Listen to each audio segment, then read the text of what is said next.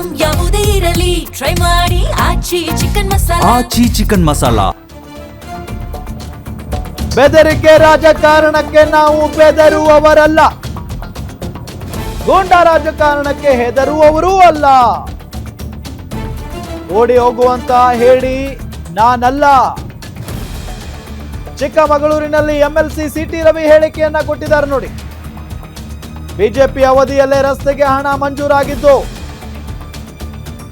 ಈಗ ಎಲ್ಲವನ್ನು ನಮ್ಮ ಕೆಲಸ ಅಂತಿದ್ದಾರೆ ಅಂತ ಸಿಟಿ ರವಿ ಕಿಡಿಕಾರಿದ್ದಾರೆ. ಬೆದರಿಕೆ ರಾಜಕಾರಣಕ್ಕೆ ನಾವು ಬೆದರುವವರಲ್ಲ, ಜೊತೆಗೆ ಗೂಂಡಾ ರಾಜಕಾರಣಕ್ಕೆ ಹೆದರುವವರೂ ಕೂಡ ನಾವಲ್ಲ. ಓಡಿ ಹೋಗುವಂತ ಹೇಳಿ ನಾನಲ್ಲ ಅನ್ನೋ ನಿಟ್ಟಿನಲ್ಲಿ ಚಿಕ್ಕಮಗಳೂರಿನಲ್ಲಿ ಎಂಎಲ್ಸಿ ಸಿಟಿ ರವಿ ಹೇಳಿಕೆ ಕೊಟ್ಟಿದ್ದಾರೆ. ಬಿಜೆಪಿ ಅವಧಿಯಲ್ಲಿ ರಸ್ತೆಗೆ ಹಣ ಮಂಜೂರಾಗಿದ್ದು ಈಗ ಎಲ್ಲವನ್ನ ನಮ್ಮ ಕೆಲಸ ಅಂತಿದ್ದಾರೆ ಅಂತ ಸಿಟಿ ರವಿ ಕಿಡಿಕಾರಿದ್ದಾರೆ.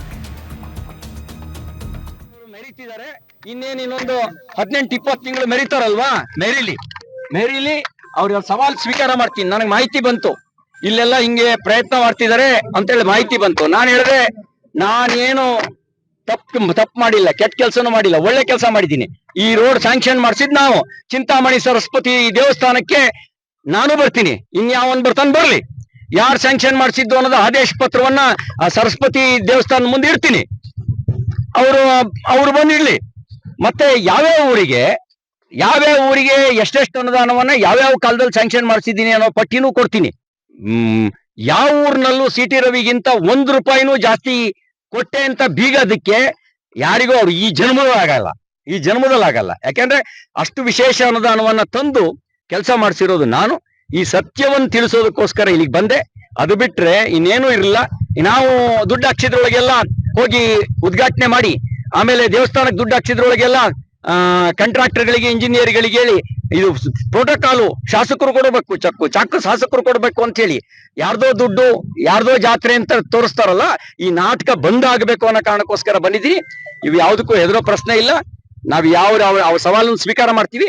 ಅವರಿಗೆ ನಾನು ಹೇಳಕ್ ಬಯಸ್ತೇನೆ, ನೀವು ವಿಳಂಬಕ್ಕೆ ಕಾರಣ ನಿಮ್ಮ KEB, ವಿಳಂಬಕ್ಕೆ ಕಾರಣ ನಿಮ್ಮ ಅರಣ್ಯ ಇಲಾಖೆ, ವಿಳಂಬಕ್ಕೆ ಕಾರಣ ನಿಮ್ಮ ಸರ್ಕಾರ ವರ್ಕ್ ಆರ್ಡರ್ ಕೊಟ್ಟಿದ್ದನ್ನ ತಡೆ ಹಿಡಿದು ನಿಲ್ಸಿದ್ದು ಕಾಮಗಾರಿ ನಿಲ್ಸಿದ್ದ ಕಾರಣಕ್ಕೆ ಉಳಿದ ಸಂಗತಿ ಹೇಳಿ ಅವ್ರ ಮರ್ಯಾದೆ 3 ಕಾಸಿಗೆ ಹರಾಜಾಗತ್ತೆ.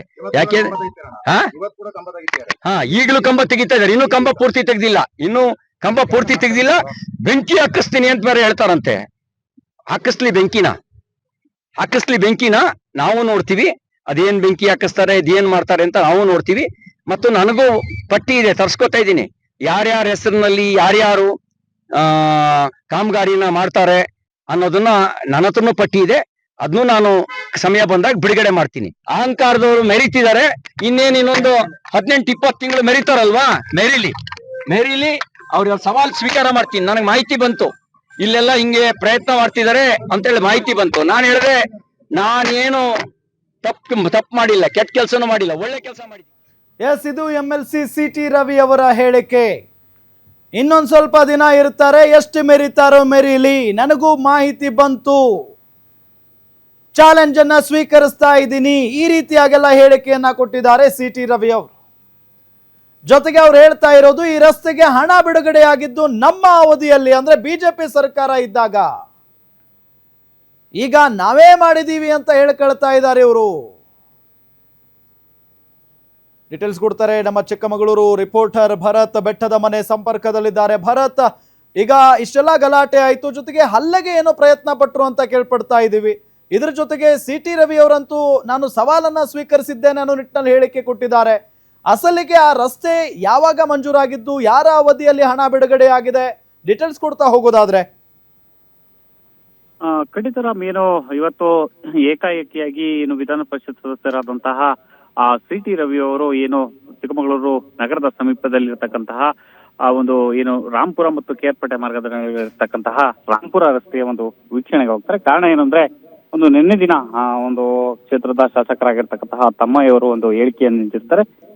ಆ ರಸ್ತೆಯ ಗುತ್ತಿಗೆಯನ್ನ ಪಡೆದಂತಹ ಗುತ್ತಿಗೆದಾರರು ರಸ್ತೆ ಕಾಮಗಾರಿಯನ್ನ ವಿಳಂಬ ಮಾಡ್ತಿದ್ದಾರೆ ಅಂತಕ್ಕಂಥ ಒಂದು ಗಂಭೀರ ಆರೋಪ ಇರುತ್ತೆ. ಜೊತೆಗೆ ಆ ವಿಚಾರಕ್ಕೆ ಸಂಬಂಧಪಟ್ಟಂತೆ ವಿಧಾನ ಪರಿಷತ್ ಸದಸ್ಯರಂತ ಸಿಟಿ ರವಿ ಅವರು ಇವತ್ತು ಬೆಳಗ್ಗೆ 11 ಗಂಟೆಗೆ ಏಕಾಏಕಿಯಾಗಿ ಆ ರಸ್ತೆಯ ವೀಕ್ಷಣೆಗೆ ತೆರಳುತ್ತಾರೆ. ಆ ಸಂದರ್ಭದಲ್ಲಿ ಕೆಲವರು ಅಲ್ಲಿದ್ದಂತಹ ಕಾಂಗ್ರೆಸ್ ಕಾರ್ಯಕರ್ತರು ಒಂದು ಗೆರವು ಹಾಕುವಂತ ಒಂದು ಕೆಲಸವನ್ನ ಮಾಡ್ತಾರೆ. ಅದಾದ ನಂತರ ಒಂದು ಘೋಷಣೆಗಳನ್ನ ಕೂಗೋದು, ಮಾಮೂಲಿಯಾಗಿ ಘೋಷಣೆಗಳನ್ನ ಕೂಗ್ತಾರೆ. ಆ ಸಂದರ್ಭದಲ್ಲಿ ಈ ಕಡೆ ಇದ್ದಂತಹ ಬಿಜೆಪಿ ಕಾರ್ಯಕರ್ತರು ಕೂಡ ಒಂದು ಘೋಷಣೆಯನ್ನ ಕೂಗ್ತಾರೆ. ಆಗ ಪರಸ್ಪರವಾಗಿ ಘೋಷಣೆಗಳು ಹೆಚ್ಚಾಗುತ್ತೆ, ಒಂದು ನೂಕಾಟ ಉಂಟಾಗುವಂತ ಒಂದು ಪರಿಸ್ಥಿತಿ ಆಗುತ್ತೆ. ಜೊತೆಗೆ ಸಿಟಿ ರವಿ ಎದುರಲ್ಲೇ ಒಂದು ತಳ್ಳಾಡ್ತಾರೆ. ಆ ಸಂದರ್ಭದಲ್ಲಿ ಪೊಲೀಸರು ಮಧ್ಯಪ್ರವೇಶವನ್ನ ಮಾಡಿ ಒಂದು ಪರಿಸ್ಥಿತಿಯನ್ನ ತಿಳಿಗೊಳಿಸುವಂತ ಒಂದು ಕೆಲಸವನ್ನ ಮಾಡ್ತಾರೆ. ಅದಾದ ನಂತರ ಒಂದು ಪ್ರತಿಕ್ರಿಯೆ ನೀಡಿರ್ತಕ್ಕಂಥ ವಿಧಾನ ಪರಿಷತ್ ಸದಸ್ಯ ಸಿಟಿ ರವಿ ಅವರು, ಏನು ಇದು ಬಿಜೆಪಿಯ ಅವಧಿಯಲ್ಲಿ ಆ ಒಂದು ರಸ್ತೆಗೆ ಹಣ ಬಿಡುಗಡೆ ಆಗಿತ್ತು, ಸೊ ಅದು ನಮ್ಮ ಅವಧಿಯಲ್ಲಿ ಆಗಿದ್ದಂತಹ ಒಂದು ರಸ್ತೆ.